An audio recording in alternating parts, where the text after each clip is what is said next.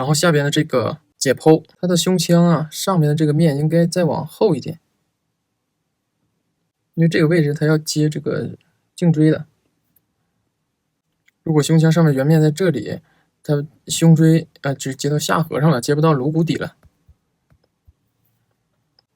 然后它肱骨的位置应该在肩三角肌这个位置，应该在肩三角肌里边，它应该是这个样子大概啊。然后这个肱骨的位置不太准确，下前上棘的位置太近了，两侧，这边只到这里就可以了。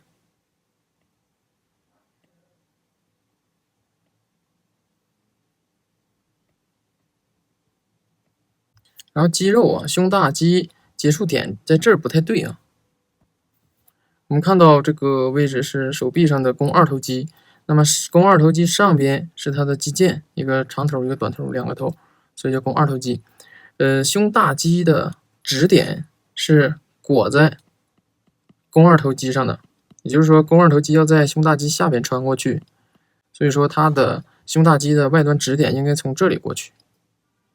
然后这里是肩三角肌的结构。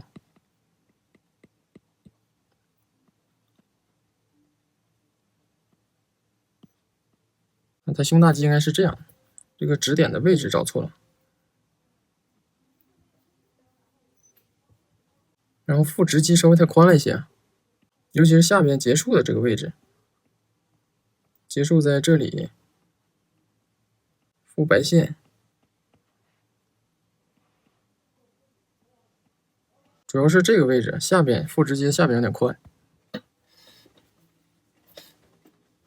前锯肌依次往下倾斜，然后到下边是背阔肌接在肋骨上的地方。